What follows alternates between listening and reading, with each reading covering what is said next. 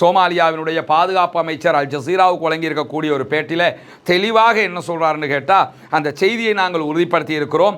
இஸ்ரேலுக்கும் சோமாலிலேண்டுக்கும் இடையிலான ஒப்பந்தமே என்னென்னு சொன்னால் 3 ஒப்பந்தங்கள். ஒன்று, காசாவில் இருக்கக்கூடியவங்களை நாங்கள் வெளியேற்றுவோம் சோமாலிலேண்டுக்கு, நீங்கள் அவங்களை எடுத்துக்கிறேன்னு, இங்கே அவங்கள குடியேற்றிக்கிறேன்னு, அதற்குரிய செலவுகள் என்ன ஏதுங்கிறதுலாம் நாங்கள் தர தயாராக இருக்கோம், காசா எங்களுக்கு வேணும் என்பது அவர்களுடைய முதல் திட்டம்.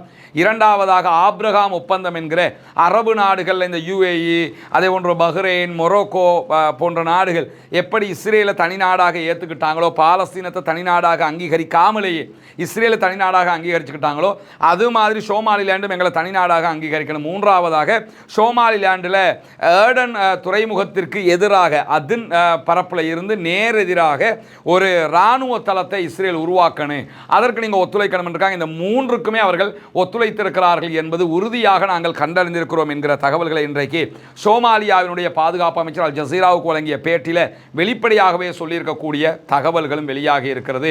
நம்முடைய விரல்களை கொண்டே நம்முடைய கண்களை குத்தக்கூடிய விதமாக சோமாலிலேண்ட் என்கிற இஸ்லாமிய பெருமக்கள் பெரிய அளவில் வாழக்கூடிய பகுதிகளில் இருக்கக்கூடியவங்களையே அவங்களோட பக்கம் எடுத்து அவங்க மூலமாகவே அவங்களுக்கு அடிமையாக மாற்றி அவர்களிடத்திலேயே பாலஸ்தீன மக்களை கொண்டு போய் குடியேற்றுகிற ஒரு திட்டமிட்ட துரோக செயலை செய்வதற்கு இஸ்ரேலுக்கு மிக தெளிவாக பங்களிப்பு செய்து கொண்டிருக்கிறது சோமாலிலேண்ட் என்கிற செய்திகளை நம்ம பார்க்க முடிகிற அதே நேரத்தில் ஈரானுக்குள்ள ஒரு பாரிய நிலைமை தற்போது உருவாகி இருப்பது நமக்கு தெரியும்.